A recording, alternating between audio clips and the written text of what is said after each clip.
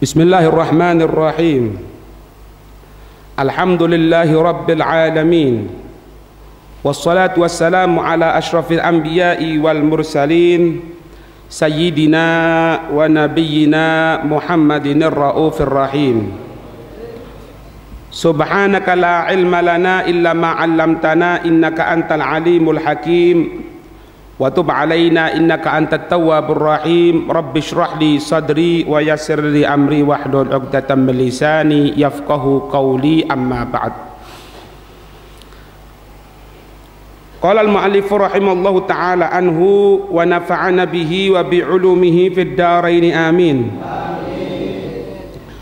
Wa qad jaa'a, dan benar-benar telah datang, fil khabari, dalam hadis, la yabla ashratun, tidak akan hancur, dijaga oleh Allah subhanahu wa ta'ala, jasadnya itu tidak akan hancur 10 kelompok atau 10 golongan manusia. Yang pertama jelas al-anbiya'u, para nabi. Yang kedua al-ghazi, orang yang berperang di jalan Allah, maksudnya li'i'la'i kalimatillahi hiyal ulya, untuk meninggikan kalimat Allah yang maha tinggi, atau yang sering kita kenal dengan nama syahid, ya. Wal alim, orang yang alim. Wasyahid, sama. Wahamilul Quran, orang yang membawa Al-Quran. Artinya apa? Orang yang dia hafal Al-Quran, ya, dan bukan cuma hafal, menjalankan itu Al-Quran. Atau yang kedua, orang yang tidak hafal Al-Quran, tapi dia tadi itu dalam kehidupannya bersandarkan kepada Al-Quran. Kemudian selanjutnya wal imamul adilu, imam yang adil.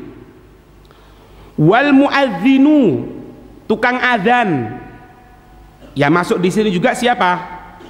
Muqimu, orang yang suka bagian apa? Iqamah.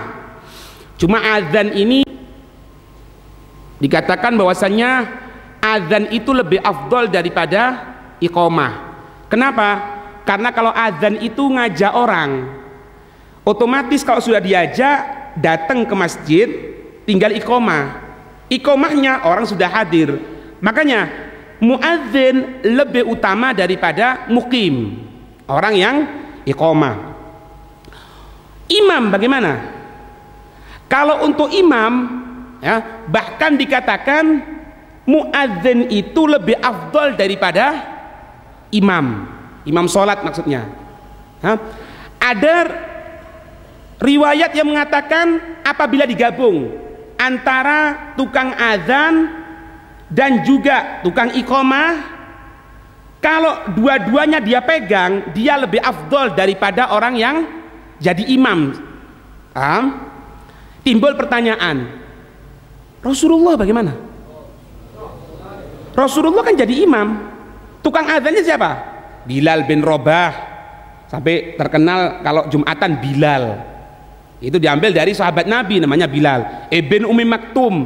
Nabi tidak adzan, Nabi menjadi imam sholat. Apakah Nabi terkalahkan dengan mereka? Dijawab oleh para ulama, kalau Nabi yang adzan, andai saja Nabi yang adzan, maka ketika Nabi mengucapkan hayya 'alas sholah, ayo sholat, itu keadaan apapun yang dengarkan wajib meninggalkan.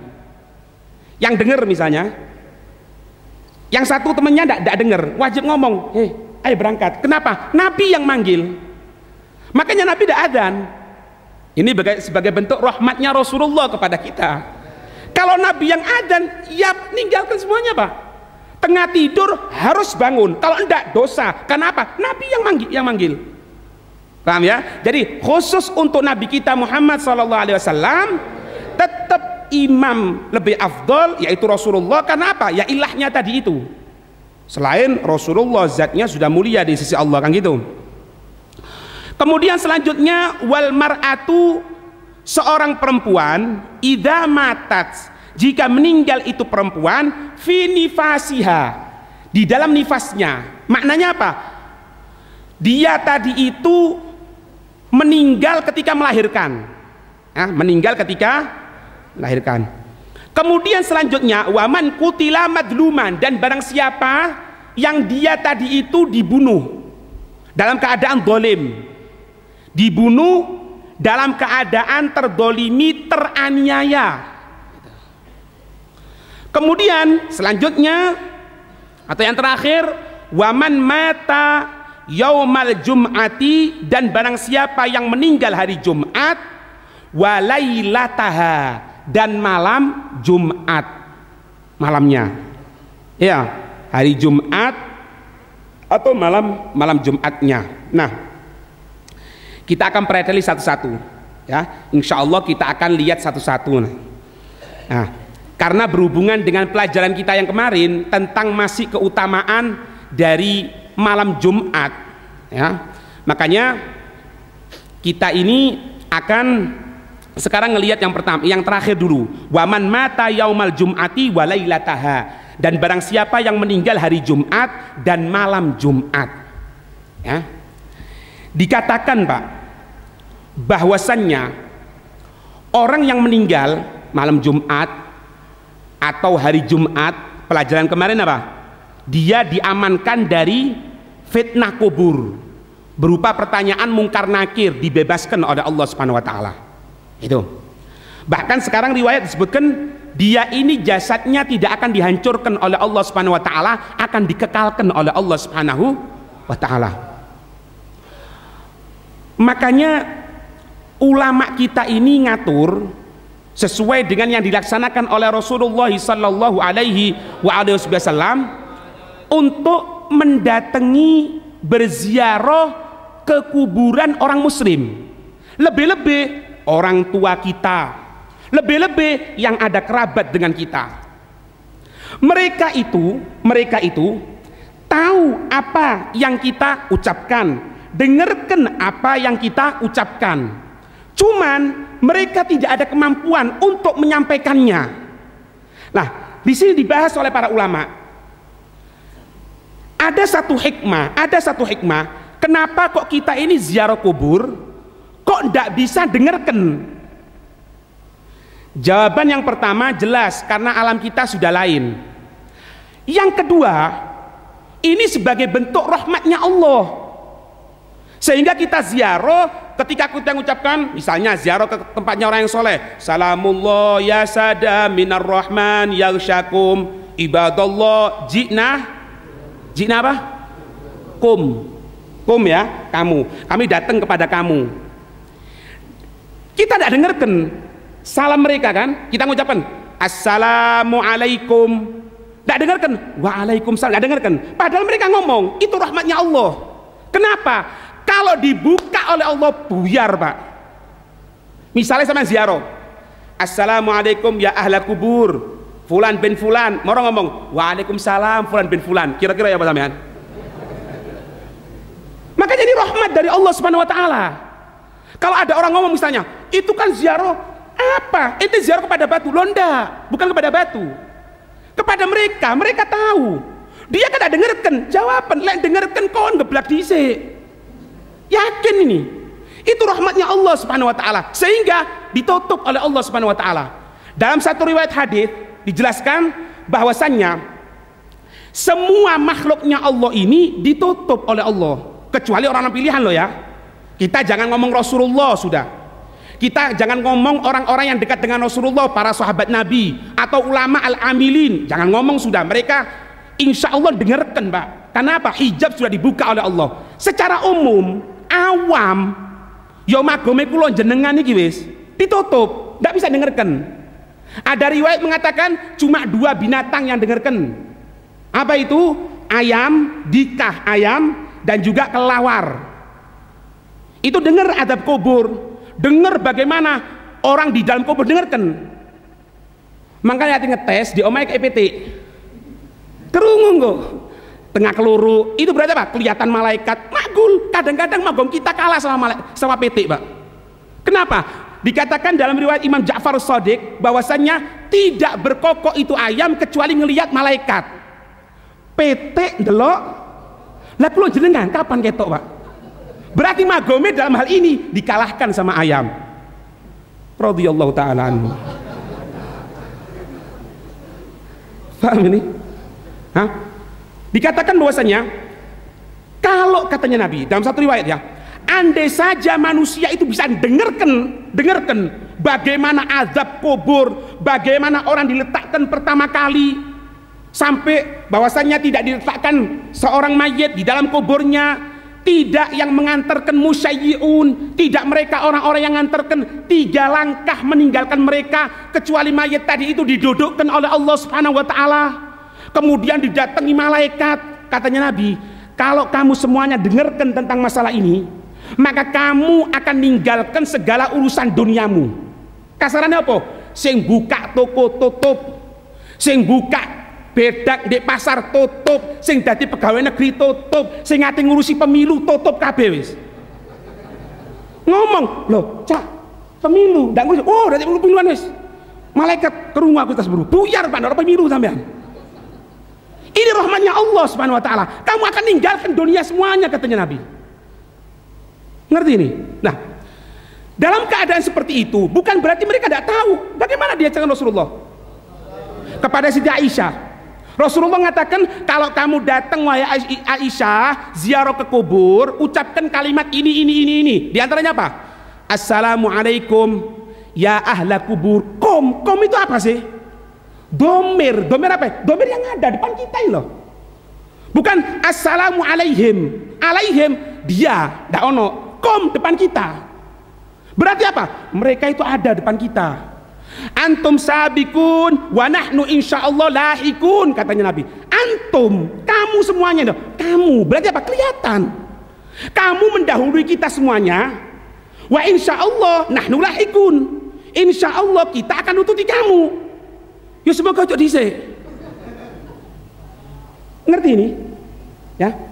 Ini menolak omongan orang sebelum moto dalil iko, dalil ini, dalil itu, dalil ini. Lihat ini, sihonya ini. Kalau memang dia tidak dengar, tidak perlu kom. Ada apa kom? Kalau ente gunakan kom keliru, tidak pernah belajar nahwu ente berarti. Kom itu depan kamu. Laki-laki banyak, antum. Domir munfasil, kom. Ngerti? Faham gak ini? Baik. Kita baca sekarang. Ibnu Qayyim tentang ya ini rahasia kenapa kok kita ini ziarahnya itu malam Jumat atau hari Jumat. Apakah hari-hari yang lain tidak boleh? Boleh, tidak ada masalah. Cuman untuk malam Jumat atau hari Jumat itu ada sesuatu yang khusus di sisi Allah. Ibnu Qayyim menyebutkan dalam kitab Zadul Ma'ad bahwasanya tentang ketika beliau bercerita tentang ala khosois yaumil jum'ati, atas keutamaan hari Jumat. Dengarkan.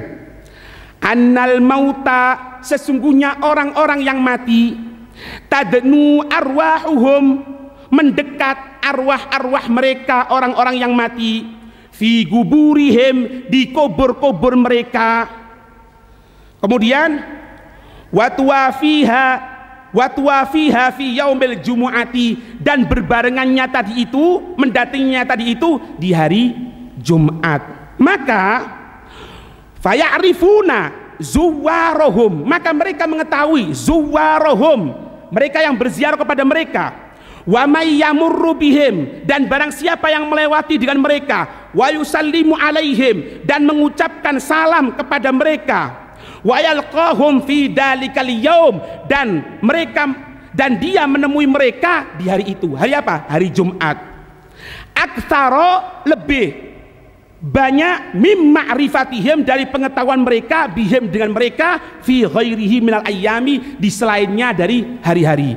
Jadi kalau hari Jumat, malam Jumat itu mayit lebih mengenal kita, lebih dekat sama kita dibandingkan hari-hari yang lain. Maknanya hari yang lain bukanlah didengarkan. Cuma untuk malam Jumat, hari Jumat lebih didengarkan. Ngerti? Makanya kita disunahkan Pak, kalau pas tengah naik kendaraan, di situ ada kuburan misalnya, kita sunnah untuk apa? Mengucapkan Fatihah. Al-Fatihah ila hadrati hadil makbarati, Al-Fatihah, selesai. Dikatakan bahwasanya kalau kita ini sering ya melewati kuburan, kemudian kita ini sering mengucapkan salam kepada kuburan itu, maka nanti kalau kita meninggal dunia, di tempat kuburan kita, setiap orang liwat insya Allah akan banyak yang mengucapkan salam kepada kita. Ya ini namanya kalau bahasa Jawanya apa? Karma. Kita berbuat baik mendapatkan kebaikan. Ini ya, makanya diatur ketika kita ziarah kubur itu aturannya pertama kali apa? Jangan deket, jangan terlalu deket. Pertama, engkau menghadap seolah-olah engkau berhadapan dengan dia. Mayit dihadapkan kemana? Kiblat, ke barat. Otomatis kita ziarah pas menghadap dia, membelakangi kiblat, kita ziarah. Kemudian jarak kita dengan kuburannya diatur 3 dirok minimal. 3 dirok, 1 dirok 60 cm, 3 dirok 180. Jadi pas ini maesannya mundur sedikit, jarak 180 cm. Kamu duduk, ucapkan seolah-olah kamu ini melihat dia. Karena apa? Mereka tahu ini adab yang diatur. Kemudian apa? Ditambahi mungkin baca Yasin, ditambahi mungkin dengan kalimat-kalimat thayyibah, atau sing ndak gelem tahlil ngomongi alergi, ya wis kalimat tauhid. Padahal ya padha wae. Ya. Apa bedane OT karo heci? Kan gitu. Engkau ngomong tahlil ndak gelem, ojo tahlil bid'ah, kalimat tauhid. Lah tahlil iku maca apa le? Nyanyi ya le sampe. Wis alergi ndak apa-apa. Sampean baca Yasin. Kemudian apa? Kalimat tauhid. Kalimat tauhid itu ndak apa-apa. Sing waras ngalah. Paham? Ini diatur. Nah, ketika kita berada di hadapan mereka, terutama orang-orang yang soleh, jangan berbuat sesuatu yang akan membuat seperti pemarahan kepada mereka, akan membuat dia ini emosi seperti hidupnya. Misalnya sampean ziarah nawang alim, kira-kira lek sampean ziarah karo gawe celonoan sak mene, telung prapat karo metingkrang, dek kantonge tutup majmuk syarif, rokok kira-kira. Sampean ziarah karo orang yang alim sing ngerokok. Nek sing alim merokok ya dijepit pisan rokoke joinan sampean. Sing ndak ngerokok kira-kira apa? Oh, ndak pantes Beb, ndak enak. Kon misalnya nome Kiai Fulan, Ustadz Fulan, gawe telung prapat ya apa? Ya ndak pantes Beb, ndak enak. Seperti itu engkau ziarah kepada orang alim meskipun telah meninggal dunia. Kenapa? Mereka tahu. Jangan berbuat sesuatu yang membuat dia itu marah dalam kehidupannya loh ya. Setelah meninggal sama hukumnya, tidak ada bedanya. Nah, ada beberapa kekeliruan dalam ketika kita ziarah kubur. Kekeliruan ini parah Pak. Cuma orang tidak paham kebanyakan. Apa? Ngambil barokah. Maksudnya ya apa? Itu ada taburan bunga, bunganya masih basah diambil. Haram. Kenapa? Kalau masih basah, itu akan mendoakan orang yang berada dalam kubur tadi itu. Kalau tanya misalnya, dalilnya mana itu? Dari mana dalilnya? Lo ngene lo le, kok tidak pernah mau kitab sih? Ente tidak tahu ceritanya Rasulullah yang tengah berjalan, kemudian Nabi berhenti menyatakan ini 2 penduduk kubur ini, dua-duanya sekarang diadab oleh Allah dengan satu perbuatan yang dianggap ringan dosanya tapi besar. Apa yang pertama? Yang pertama ini diadab karena apa? Kalau kencing tidak bersih ketika kencingnya, yaitu kencing di wit asem, gono isinya blas wis. Untung tidak ngangkat ngene ngoyo. Lah lek ngangkat tak buyar Pak. Perlu difoto, didekek banner yo. Atau misalnya sekarang ini kencing berdiri. Ini otomatis kalau pas merondok keluar Pak, pasti keluar. Ini katanya Nabi, dia terkena dosa yang pertama karena apa? Itu kalau kencing tidak bersih. Yang kedua katanya Nabi, yang satunya ini karena kalau mengucapkan apa ini sering mengadu domba, namimah ngadu domba. Maka apa yang dilaksanakan Rasulullah? ngambil pelepah daun korma yang masih basah, ditancapkan di kuburan, dua kuburan tadi itu. Nabi mengatakan bahwasannya semenjak pelepah daun korma ini masih basah, akan memintakan ampun kepada sang mayit di dalam kuburan tadi itu. Atas dasar ini kita datang ke kuburan bawa kembang. Tutu syirik iku. Sing ngomong syirik ndak pernah mangan bangku madrasah. Bangku tidak dapat dipangan iku. Ndak ngerti. Ono apa kembang koyo wong Hindu. Loh, koyo wong Hindu jane. Berhubung kita orang mau nyari pelepah daun korma, Dek Lumajang ndak ono. Ya diganti melati, kenongo, sing serem-serem iku ambune. Ngerti ini ya? Nah, makanya dikatakan terus ya, ini hukum berlanjut terus apa? Kalau sampean biasanya kita ini kebiasaan apa? Jumat legi tok wis, ndelok paite. Nggo arit. Untuk apa? Bersihkan kuburan, boleh. Tapi ingat loh ya, kalau itu rumput itu masih basah, jangan diangkat, dibersihkan dari atas. Kalau sudah kering, tidak ada masalah. Kenapa? Tadi itu loh. Karena kalau masih basah, memintakan ampun bagi yang ada di kuburan tadi itu. Dasar ini kadang-kadang keliru. Moro-moro ziarah nang fulan bin fulan, kuburannya ulama fulan bin fulan, diambil kembali kabeh barokah. Bukan barokah, arom sampean. Ini kekeliruan yang sering terjadi. Ngerti? Baik. Kemudian bahkan dikatakan dalam satu hadis. Ini hadis diriwayatkan oleh Ibnu Hibban. Dengarkan ya. Ana perlu nyampaikan masalah ini supaya kita tahu bahwasanya kita ziarah ke kuburan itu bukan ziarah ke patokan, Pak. Supaya tahu. Nanti ana sampaikan kenapa kok ana begitu getol ngomong masalah ini. Seharusnya masalah ini sudah sering sama dengarkan, cuma tidak ada masalah. Anak ulangi lagi. Nanti anak ceritakan apa dasarnya kok anak sampai getol ingin bahas masalah ini. Kita baca dulu. Nabi Shallallahu Alaihi Wasallam beliau menyatakan, "Ma min rajulin yamurru bi gabri akhihi." Tidak ada seseorang yang melewati bi gabri akhihi, di kuburan saudaranya. Saudaranya maksudnya apa? Karena ya'rifuhu fid dunya, yang ada dia mengetahuinya di dunia, dari temennya, orang tuanya, gurunya, itu. Kemudian apa?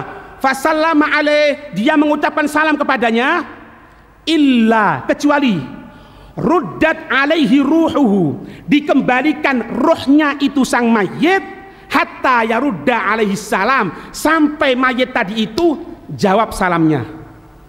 Ini hadis diriwayatkan oleh Ibnu Hibban wal Khatib. Ngerti? Jadi kita orang ziarah ke orang tua kita. Assalamualaikum ya walidi, assalamualaikum ya apa, ucapkan. Tahu.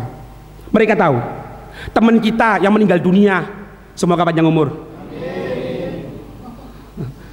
Iya, terutama sedang kawin enggak akan. Iya. Kita ziarah kepada mereka, kita ucapkan, tahu mereka. Kenapa? Di dunia kita kenal sama mereka. Dia apa? Apa yang kita ucapkan dikembalikan. Rohnya dikembalikan oleh Allah, jawab, assalamualaikum ya fulan fulan, waalaikumsalam.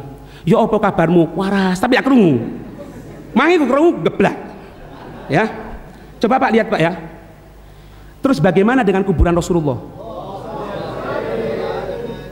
Padahal tidak pernah sepi dari mereka yang ziarah. Berarti apa? Hayyun, hidup. Ente bilang apa ente? Ucapkan salam cukup, tidak perlu doa. Ente tidak ngerti. Aku wani ngomong ini Lumajang. Di Saudi tidak wani Pak.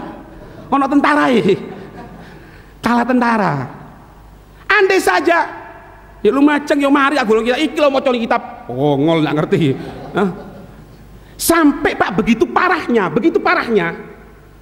Di antara kalimat-kalimat yang kurang ngajar yang dia ucapkan, kuburannya Sayyidina Hamzah ketika orang ucapkan doa di sana, ngatakan apa? Hadal mayit. Apa katanya? Iki bangkai. Ini batang. Sayyidina Hamzah loh ini. Siapa Sayyidina Hamzah? Paman Rasulullah. Sampai setelah dibunuh Sayyidina Hamzah, Rasulullah tidak berani ngelihat mukanya Wahsy. Mukanya Hindun tidak berani, bukan benci, kenapa? Ingat kepada pamannya. Begitu cintanya Rasulullah. Orang sekarang tidak ngerti, langsung diucapkan apa? Ada mayit, ini batang. Ya untung nek ngono, Pak. Nek lumajang bismillah wis. Allahumma lakasumtu ya. Wis ayo wis Allahumma lakasumtu lek kok ngene. Berhubung nek ngono ya meneng. Baik ya. Berarti mereka mengetahui. Riwayat yang lain ini disebutkan dalam kitab Zadul Ma'ad juz yang pertama halaman 401. Ibnu Qayyim menyebutkan dari Sayyidina Sufyan Ats-Tsauri qala, Sayyidina Sufyan Ats-Tsauri mengatakan balaghani anid Dhahhak, telah sampai khabar dari aku dari Ad-Dhahhak annahu qala, sesungguhnya Ad-Dhahhak mengatakan man zara gobron, barang siapa yang ziarah satu kuburan yaumas sabti, hari Sabtu, qabla tulu'i syamsi, sebelum munculnya matahari ya, sebelum munculnya matahari, hari Sabtu sebelum munculnya matahari, berarti subuh sampai sebelum munculnya matahari, maka alimal mayyitu biziyaratih, alimal mayyitu biziarati, mayit mengetahui dengan ziarahnya orang tadi itu. Faqila lahu, loh dikatakan kok bisa hari Sabtu, katanya Jumat tadi. Kaifa dzalika, kok bisa seperti itu, kan tadi malam Jumat atau hari Jumat, ini kok hari Sabtu sebelum munculnya matahari. Dijawab oleh Ad-Dhahhak qala limakani yaumil jum'ati, karena keutamaan hari Jumat. Sampai hari Sabtunya sebelum munculnya matahari diberikan kemuliaan oleh Allah, sehingga masih diberikan lebih pengetahuan mayit tadi itu kepada yang ziarah kepada mereka. Faham?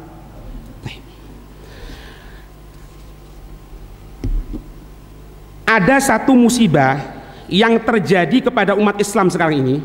Perhatikan, ada satu kelompok dengan arogannya dia tadi itu telah membongkar kuburan dengan alasan apa? Kuburan tempat orang syirik. Yang dibongkar siapa, Pak? Cucu Sayyidina Umar bin Khattab yang bernama Abdullah bin Asim bin Umar bin Khattab, seorang tabi'in. Kuburan dibongkar, dientekno. Kenapa? Ini penyebab syirik. Baik ya, tabi'in. Sebelumnya kelompok ini juga, mereka tadi itu juga membongkar, menggali kuburan Nabi Yunus alaihissalam. Nabi kuburannya dibongkar. Juga sebelumnya kuburan Nabi Daniel itu juga dibongkar oleh mereka. Dengan alasan apa? Ini penyebab syirik. Pak, pikir ya, pikir. Kelompok ini menyatakan ziarah kubur itu menyebabkan kesyirikan. Dan kelompok ini sudah menyebar tengah-tengah kita. Banyak. Sampean bisa pikir, kalau kuburan tabi'in saja mereka bongkar, kalau kuburan sahabat saja mereka bongkar, bahkan kalau kuburan para nabi, kuburan para rasul mereka bongkar dengan dalil apa? Dalil menyebabkan kesyirikan. Terus yo opo kuburan selain itu? Ini ancaman, Pak, buat kita, bukan main-main ini. Maka wajib kita punya keyakinan, kita ziarah ke kuburan itu bukan ziarah ke batu, kita ziarah kepada arwah mereka, kita ziarah kepada mereka seperti hidupnya mereka. Harus ditanamkan seperti itu. Dan aliran-aliran seperti ini harus mau tidak mau kita perangi. Maknanya kalau mereka berani mengeluarkan selebaran, berani mengeluarkan kata-kata, wajib kita counter, wajib kita keluarkan selebaran juga, wajib kita debat omongannya mereka. Kenapa? Lihat diteruskan, Pak ya. Iki nabi, rasul, tabiin, sahabat dibongkar. Terus ya apa kuburan Wali Songo? Terus ya apa kuburan bapak karo ibu kita orang ini? Kalau sampai mereka berkuasa, buyar, Pak, naudzubillah min dzalik. Semoga Allah menyelamatkan kita. Semoga Allah menyelamatkan akidah kita, menyelamatkan orang-orang yang telah meninggal dari kita semuanya, dan kita dijadikan sebagai keluarga dalam hitungan keluarga Rasulullah, kecintaan Rasulullah, cinta kepada Allah Subhanahu wa taala, dan akidah kita terselamatkan, anak kita, istri kita, keluarga kita dijauhkan dari akidah-akidah yang bertentangan dengan akidah Ahlussunnah wal Jamaah. Amin ya rabbal alamin. Sebetulnya masih ada satu ayat tentang bagaimana hidupnya orang yang ada di kuburan. Insya Allah akan kita lanjutkan pada pertemuan yang akan datang. Insya Allah biidznillah. Untuk besok acara Khatmul Quran malam ke-11 di Masjid Darul Falah Gombleh. Masjid Darul Falah Gombleh.